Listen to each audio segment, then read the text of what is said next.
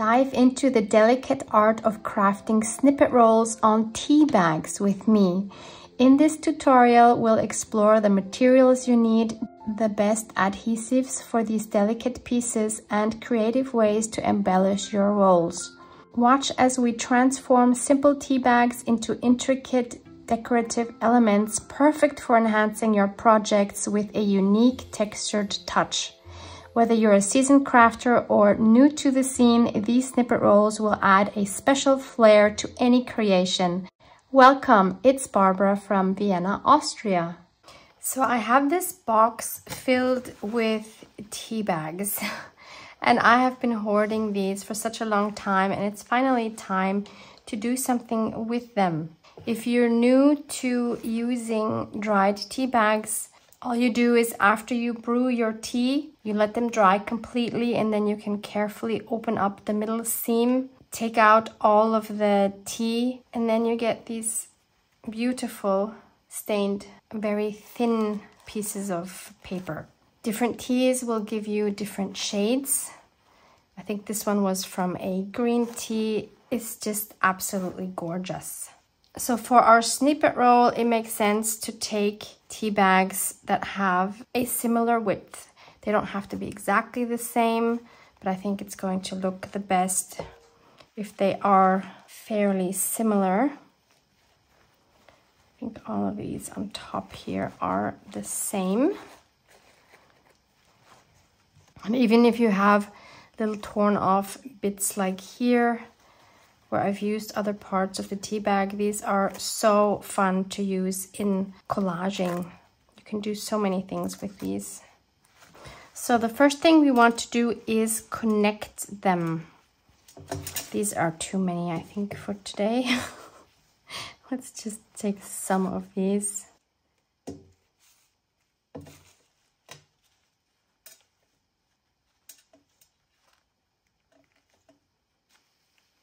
So we need to connect these. I'm putting a piece of sticker paper underneath. You can use some sort of freezer paper, parchment paper, something like that. And I'm going to connect them with my Liquitex matte gel. You could also use a Mod Podge. I like this because it's matte. There's also a matte Mod Podge. I personally don't like the glossy look, which is why I'm not going to use like a regular PVA glue or glue stick or anything like that. But if you don't mind glossy, you can certainly do that as well. Then I'm going to just take a brush.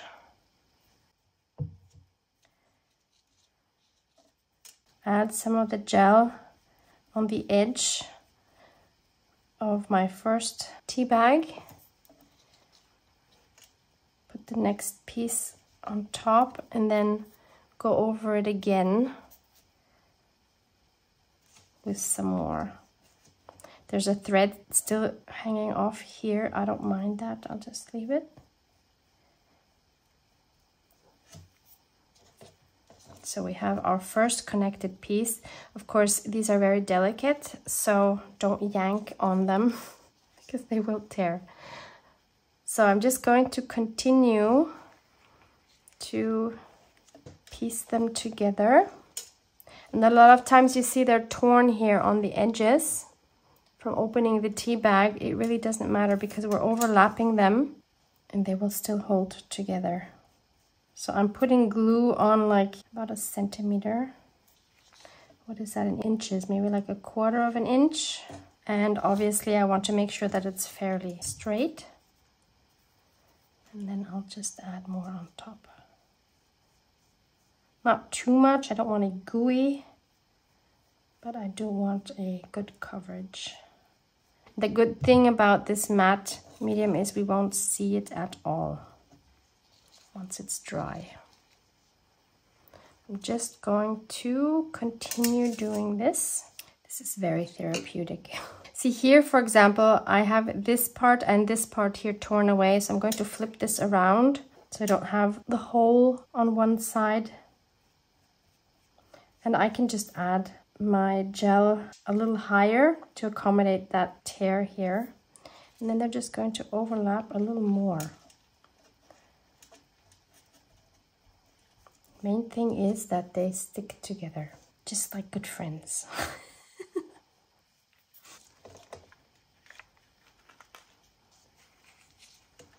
I feel like this is one of those projects you can do when you don't have a lot of mojo to create something specific, like a journal page or a tag or something, but you do want to do something creative, something you could use in your future projects. This is just perfect. It's very calming, very zen. Whoops.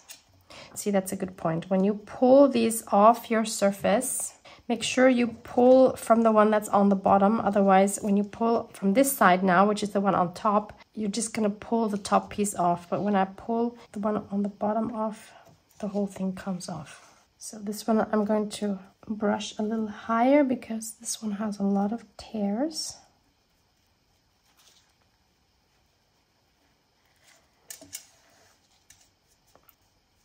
Just be very gentle when you brush the gel over. But having said that, these are more sturdy than you might think, especially once those seams have dried. You can do a lot more with them than you would expect, which is really fun. So therapeutic. When I came up with this yesterday, I actually wanted to film something completely different, but it just was not coming together. I don't know what it was. I had a plan and everything, but it just wasn't working, and I was so frustrated. And then I started playing around with my materials and I found some of these, and I tried making one of these snippet rows, and it all kind of just came together so naturally without a lot of effort, and I was having so much fun. And I thought, okay, I have to do one of these with you as well. Okay, we are almost done. One more to go. Do you also have a lot of dried tea bags that you've been hoarding? Or is it just me?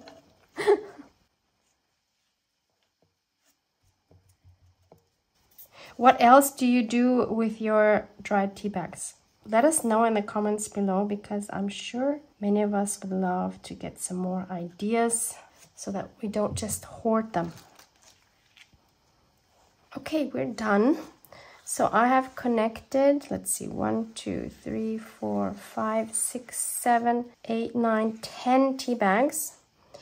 And now I like to let this dry before I continue with the next step to make sure that the seams are sturdy and that they hold together well. So I've used my heat gun to dry all the seams.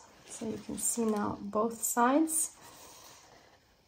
It's absolutely matte. And we have one long piece of tea bag. I love it. You could even just use it like this and decorate it for particular projects. But this way at least you have your base and you could just roll it up and store it. But we want to add some more. Since this is quite delicate and it's very light, kind of like tissue paper, I don't want to add heavy, bulky materials on top. I want to try to keep it as light as possible. So I went through my stash and chose some light materials, some light papers, for example. I found this one here, which is from my local craft store. It's a very lightweight special paper, has a beautiful texture. And you see here when it tears, you get these fuzzy edges, which is really nice. So I'll take a few pieces of that.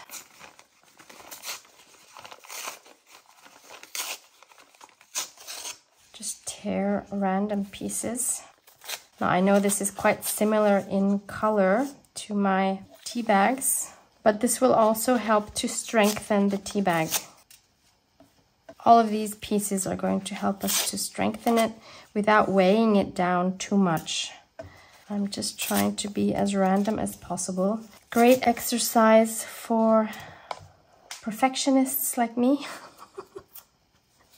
to not overthink this. So I'm just going to go ahead and start gluing. So I'll add a thin layer of the matte gel underneath and then pop that on top. I'm not adding a layer on top because I want to keep the texture of the paper. I don't want to have everything covered in the gel. because I think one of the fun things about a snippet roll like this is that it has so many different textures and you want to be able to touch them. And I'm also not worried about it not being stuck down 100%. Obviously, I don't want it to come off, but I'm really only adding a thin layer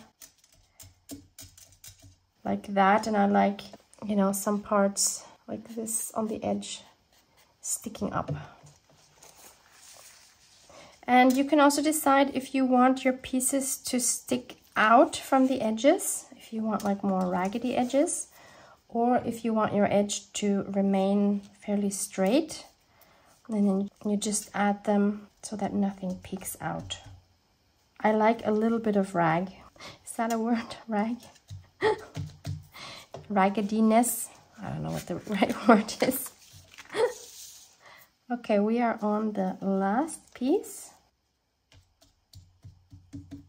So I'll move back to the beginning. I also found some pieces of coffee dyed doilies. These are great for this project because they are so light.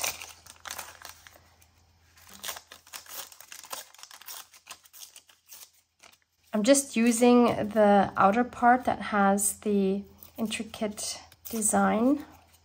And again, I will just do my best to lay it out more or less randomly. And this yellow here is from this Wild Honey Distress Stain Dauber, which I added, I think, while the coffee was still wet, if I remember correctly. I have dyed these so very, very long ago, years ago, so I don't completely remember. So I think I want more bits sticking out.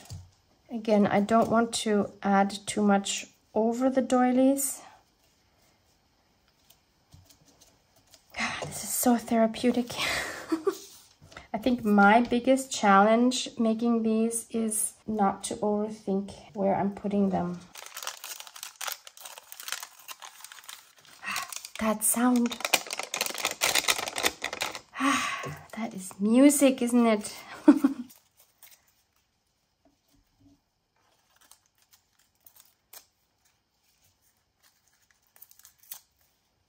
What I would also love to find out from you in the comments below is, I'm sure many of you have made many kinds of snippet rolls in the past, like with fabric or with paper, whatever.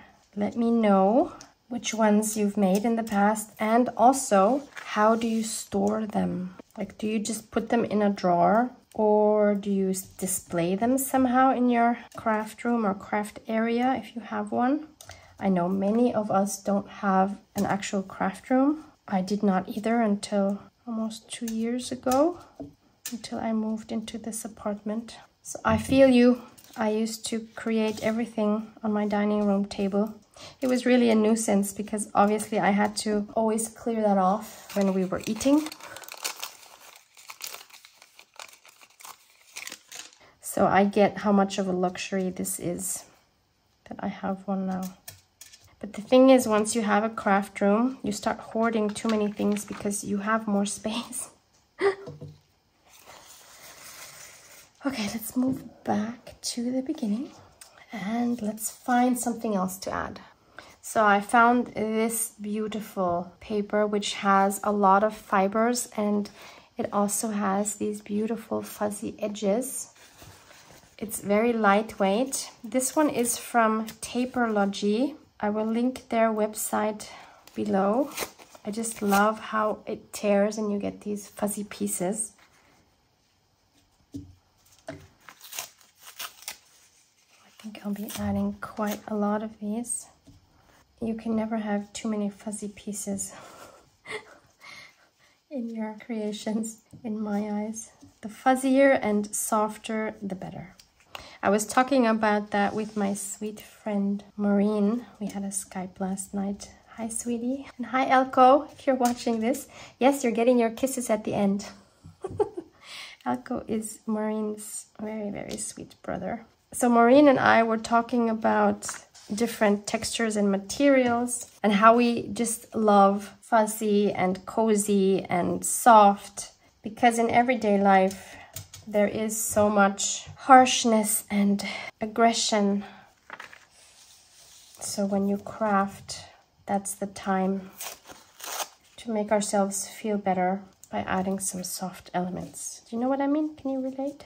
It's an escapism, like reading a book or something, except of course at the end we have produced something with our own hands, something very unique that nobody else has.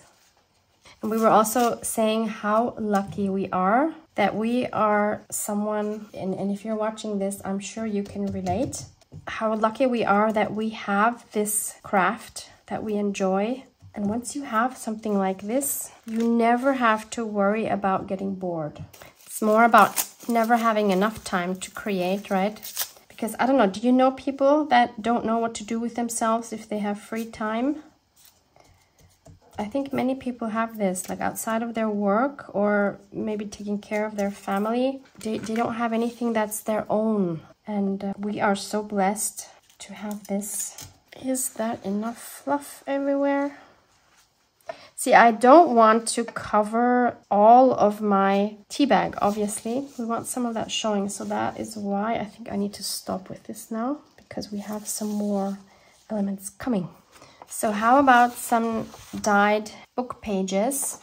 This one here is German. I also have a little bit left of this French, and this has some bubble dyeing on it. A very fun effect. If you don't know how to do this, please have a look at the video I linked for you below on how to bubble dye papers for junk journaling. So I'll use just some small pieces. Not going to go overboard with this.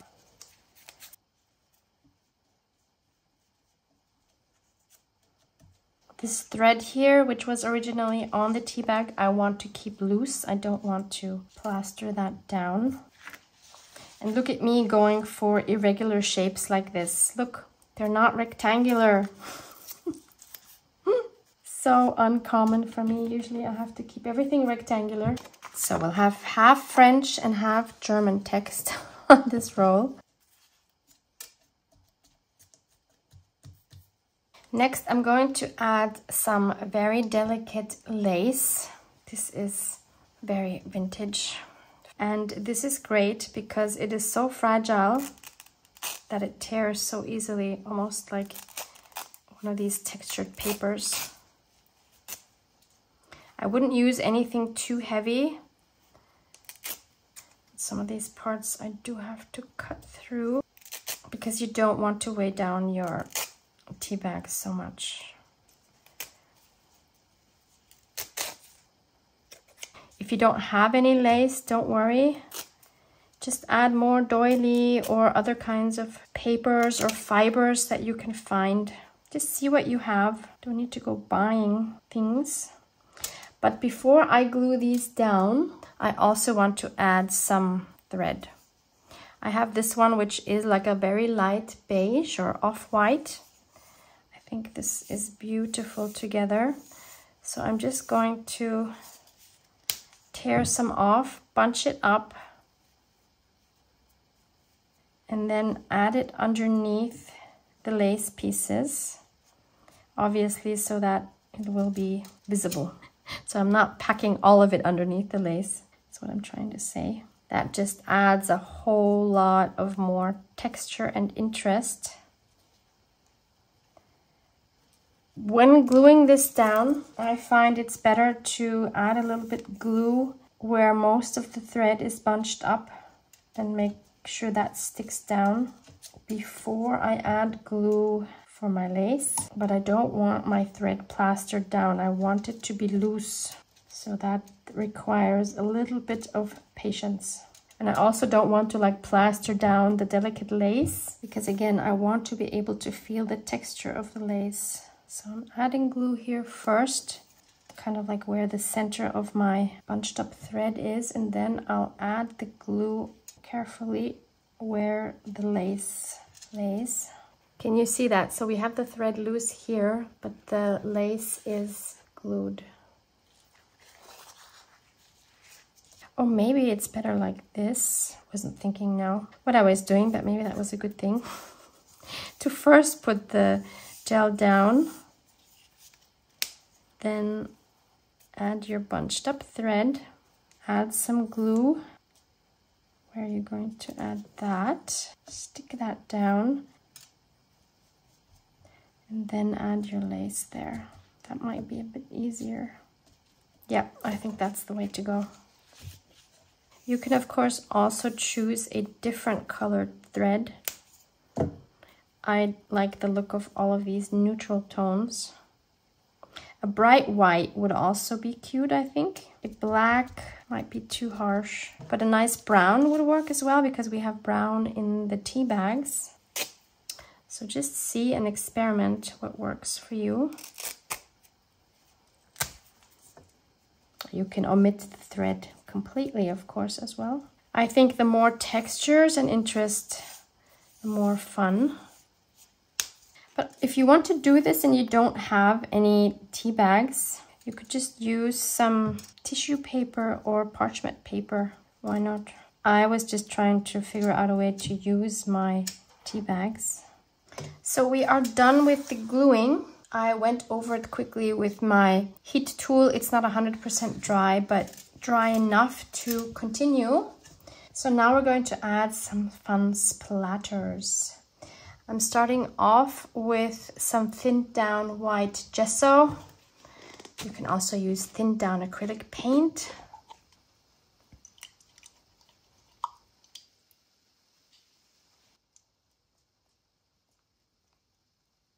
Again, this just adds some more fun interest. It's also an opportunity to get splatters all over your desk.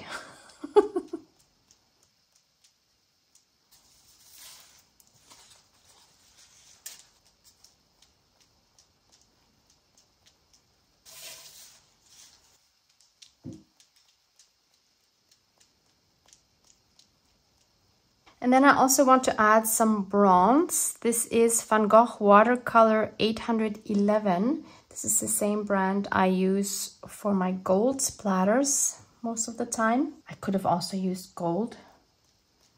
I kind of just want to use up that tube.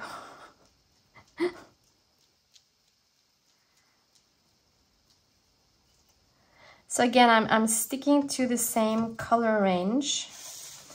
Not adding black or any strong contrast like that. But again, you do you.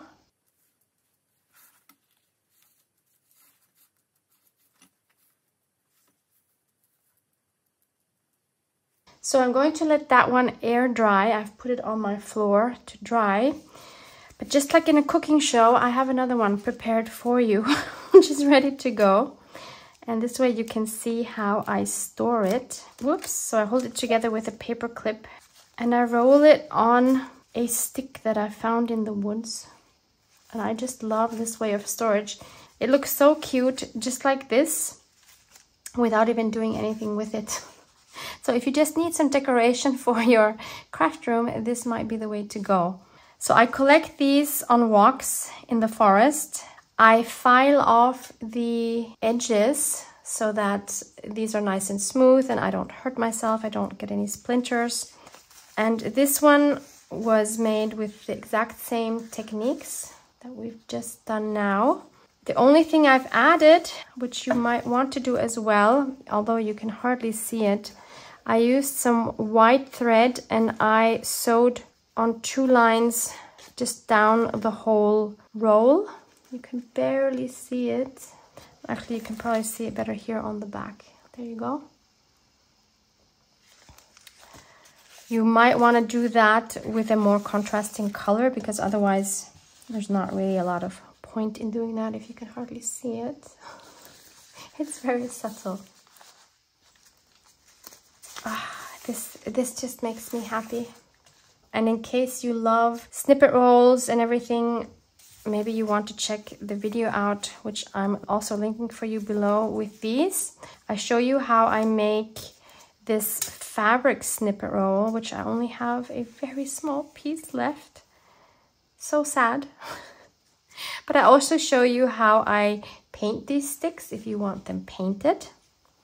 In this case, I just left it as it is. It's beautiful like that as well. But they are fun also when they're painted. And see, even the tops here, I have painted gold, and then I wrapped some thread and some beads around it. This is a very simple one where I just added pieces of paper on some masking tape. I didn't add any glue at all, and I just sewed with a zigzag stitch once along the whole thing. But I just want to show you the painted stick. How cute! And I attached them with double-sided tape. Otherwise, they could fall off easily, which we don't want. And then I just stick the paper clip to secure the end. These are so adorable. I have to admit, I am reluctant to use the snippet rolls just because I enjoy having these all together like that. But if you don't have a forest to go to and you can't find any driftwood if you're not by some sort of body of water, an alternative might be maybe you have some spools. These would be great, of course, for the smaller snippets. Maybe you have larger spools for bigger snippet rolls. If you don't have that, you could also use an old paintbrush or even a new paintbrush. That might be a fun alternative as well. But if you did want to use some pieces of this, let's see what it would look like.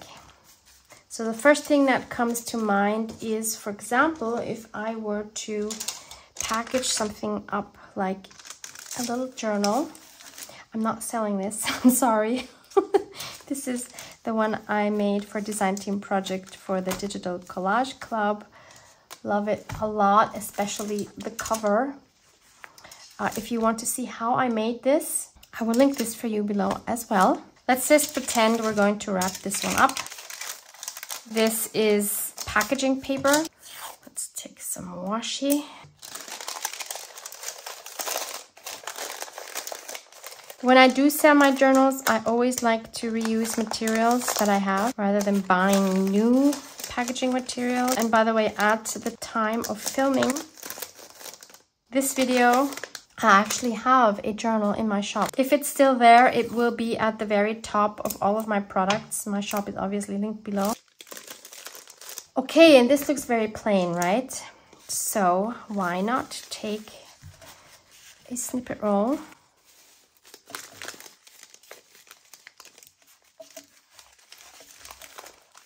I'm not going to tear it off now, but obviously I would either cut or tear here and then glue those two pieces together to form a sleeve. And then how about we add a focal point? I have my little basket here with die cuts. Oh, even this would be cute. Let's find something. Oh, this would be really cute. This is from my friend Maureen. This is a die I don't have, but look how cute. We could add a large button on top, maybe some contrasting thread underneath.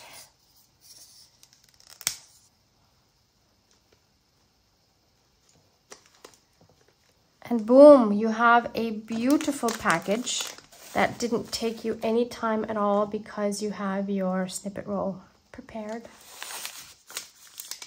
What else could we add here from our treasures? We have a beautiful tree, or if we want more contrast, we could add a negative of a tree. These are all really fun options. We have some leaves. Oh, even that. See, we take this and where's my thread here? Maybe add some thread. Not sure I would use black for this, but yeah, actually, why not? See? Cute! So many things you could do to make that a little more interesting. butterfly. I would probably ink that up to make that stand out a little more. There's this shimmery flower. My thread keeps disappearing. There it is. I always think the thread kind of makes it more interesting. Instead of a package, if we wanted to not give it away, but use it ourselves in a journal, for example, we could put it on a paper bag that we could add to a journal, for example. Look how gorgeous that would look. We could add a bird on top. Maybe something with a little more contrast. I have these numbers. I could just add numbers. That's beautiful contrast. Wow, love it. Or again, a negative of a die cut. So many possibilities. What about like a bird with a self-made stamp? Or let's do something concrete. So this is my current planner. On this one side of this paper bag, I have this image, which was created with inspiration from Pinterest. This is a recent video. I will link this one for you below as well. And of course, this other side still needs something. So let's do that. Why not add it as a belly band? And I actually want a little bit of it sticking out on the top and the bottom.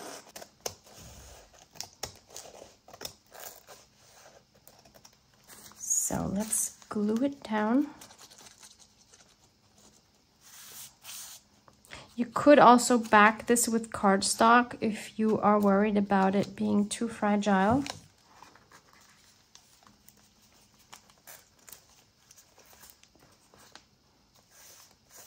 I want to add a focal point. This is a hand-drawn flower on a book page, using coffee and adding accents with gold and white gesso and drawing with a ballpoint pen. That would be very cute. Or put maybe 2 leaves. Gorgeous. Or let's go back to the idea with this tree, because the color is perfect to match here, although it doesn't stand out a lot from the background. I still like it. It needs some sort of a ground to stand on. Maybe I can make something with this bark of a palm tree from Egypt. These are great fibers.